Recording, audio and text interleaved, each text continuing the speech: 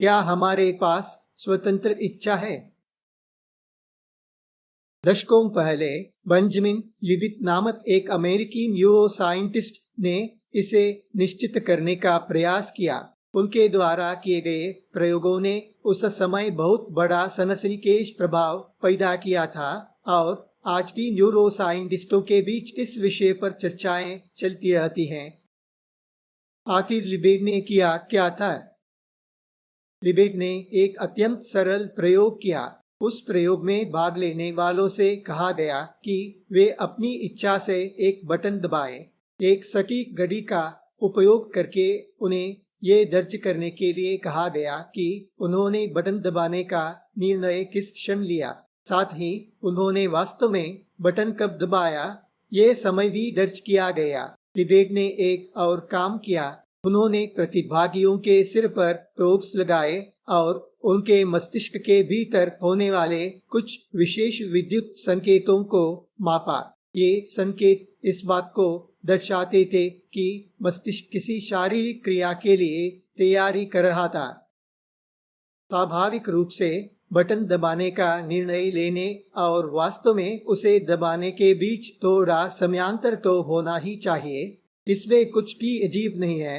मन के निर्णय को क्रिया में बदलने के लिए शरीर को थोड़ा समय लगता ही है।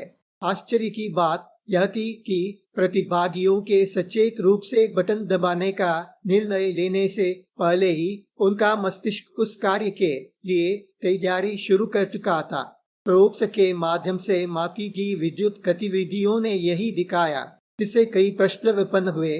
प्रतिभागियों के निर्णय लेने से पहले ही मस्तिष्क उस कार्य के लिए तैयारी कैसे कर सकता था? या फिर क्या वही मस्तिष्कीय गतिविधि प्रतिभागियों को निर्णय लेने के लिए प्रेरित कर रही थी? यदि ऐसा था तो इसका अर्थ यह हुआ कि प्रतिभागियों ने वो कार्य वास्तव में अपनी स्वतंत्र इच्छा से नहीं किया था, जैसा वे समझ रहे थे। इस प्रयोग ने अनेक बहसों और नई सिद्धांतों को जन्म दिया। अनेक वैज्ञानिकों ने इसे इस बात का प्रमाण माना कि स्वतंत्र इच्छा जैसी कोई चीज होती ही नहीं और हर चीज पूरी तरह कारण चालित होती है। हालांकि स्वयं लिविट ने यह पुष्टि की थी कि प्रतिभागी अंतिम क्षण में अपने पहले के निर्णय को बदलने में सक्षम थे, फिर भी ये बहसें नहीं रुकी। स्वतंत्र इच्छा न्यूरोसाइंटिस्टों के बीच सबसे अधिक चर्चा किए जाने वाले विषयों में से एक है। उन्हें लगता है कि यदि वे ऐसी किसी चीज को स्वीकार कर ले तो वो डिब्बे के भीतर के शैतान जैसी अवधारणाओं के लिए रास्ता खोल देगा। अर्थात ये स्वीकार करने जैसा होगा कि हमारे मन को नियंत्रित करने वाली मस्तिष्क से परे कोई रहस्यमय शक्ति मौजूद है। ये स्वीकार करने जैसा होगा कि हमारी सभी क्रियाओं के पीछे कोई चेतना या आत्मा है, अर्थात किसी अभौतिक अस्तित्व को स्वीकार करना। ये विज्ञान के मजबूत किले को वे देने जैसा होगा, क्योंकि विज्ञान ऐसी किसी भी अवधारणा को स्वीकार नहीं करता। एक दार्शनिक की तरह सोचने वाला व्यक्ति होने के नाते इस विषय पर मेरा दृष्टिकोण थोड़ा भिन्न है। मैं स्वतंत्र इच्छा को है या नहीं है जैसे बाइनरी रूप में नहीं देखता, बल्कि मैं इसे संभावनाओं के एक निरंतर क्रम के रूप में देखता हूँ। इसमें निर्जीव वस्तुएं, जीव जंतु, मनुष्य और इस क्रम की अंतिम सीमा सब शामिल है। मैं इसे इस प्रकार समझाता हूँ। एक पंखे को उदाहरण के रूप में लीजिए।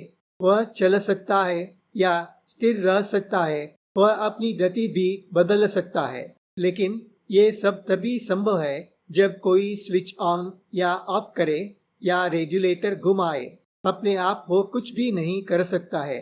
ये स्वतंत्र इच्छा के पूर्ण अभाव का स्पष्ट उदाहरण है।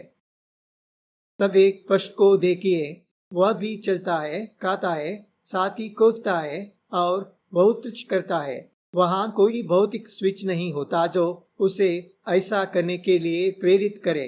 वो पशु अपनी प्राकृतिक प्रवृत्तियों या अपने मस्तिष्क और शरीर में स्रावित होने वाले रसायनों द्वारा संचालित होता है।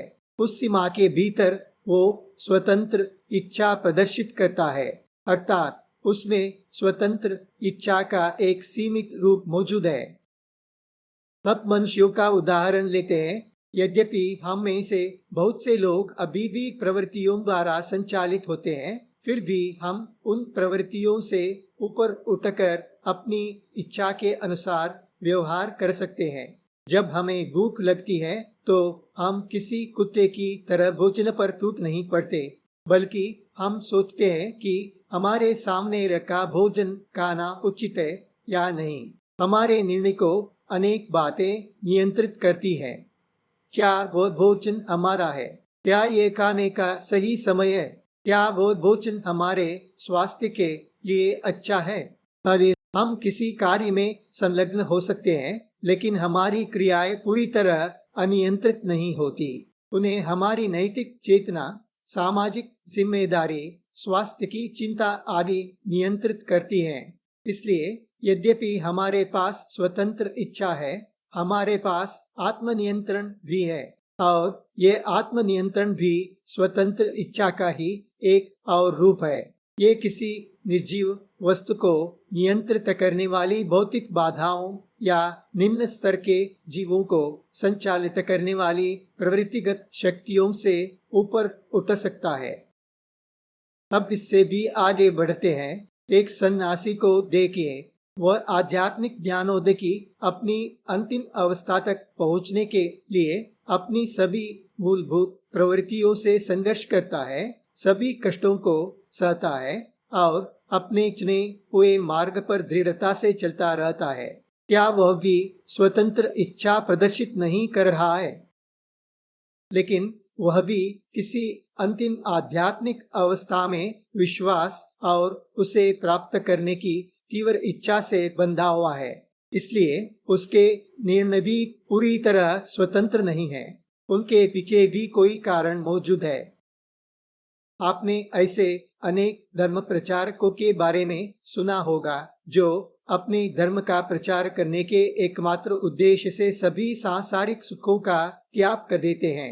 वे अपना देश छोड़ देते हैं, किसी अपरिचित देश में सन्यासी जैसा जीवन चुनते हैं और अपने मार्ग पर लगे रहते हैं। लेकिन उनमें से कुछ लोगों की गरीबी और युवा को देखकर भीतर से पिघल जाते हैं। वे अपने मूल उद्देश्य को भूलकर बिना किसी धार्मिक एजेंडा के उनकी सेवा करने लगते हैं। वे उन सभी कारणों पर विजय प्राप्त कर लेते हैं जो उन्हें बांधे हुए थे और एक स्वयं निर्धारित निर्णय लेते हैं।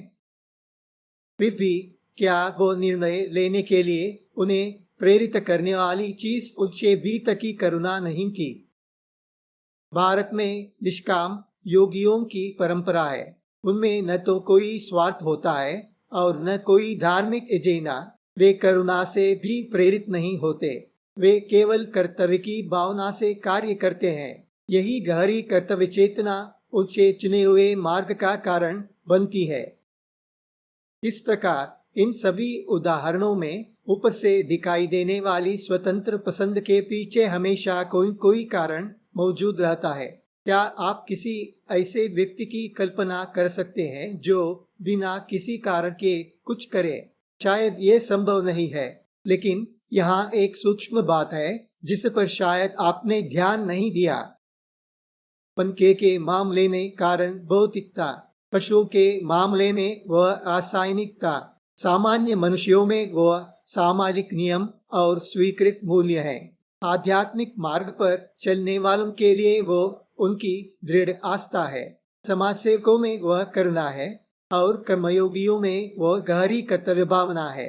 इन सभी को किसी कारण ने प्रेरित किया, लेकिन हम देख सकते हैं कि ये कारण धीरे धीरे स्थूल से सूक्ष्म की ओर बढ़ता जाता है। दूसरे शब्दों में कहें तो इन सब के द्वारा प्रदर्शित स्वतंत्र इच्छा एक जैसी नहीं थी। उस इच्छा के पीछे का कारण अलग अलग स्तरों पर था। ऐसा लगता है कि वे धीरे धीरे पूर्ण स्वतंत्र इच्छा की अंतिम सीमा के निकट पहुंचते जा रहे हैं, भले ही कोई भी वास्तव में उस सीमा तक न पहुंच पाए। इसलिए स्वतंत्र इच्छा है या नहीं है जैसी कोई बाइनरी चीज नहीं है। ये स्वतंत्रता का एक विशाल स्पेक्ट्रम है। इस स्पेक्ट्रम के निम्न स्तर पर रहने वालों की स्वतंत्र इच्छा उच्च स्तर पर रहने वालों की तुलना में अधिक सीमित होती है। फिर भी वे सभी विभिन्न स्तरों पर स्वतंत्र इच्छा प्रदर्शित करते हैं। हाँ, यदि इस प्रकार देखा जाए तो हम में से किसी के पास भी पूर्ण स्वतंत्र इच्छा नहीं है, क्योंकि हम सभी कार्य कारण संबंध के ढांचे के भीतर ही कार्य करते हैं। उस ढांचे के भीतर हम सभी के पास सीमित सीमा में स्वतंत्र इच्छा अवश्य है, केवल उसका स्तर अलग अलग है।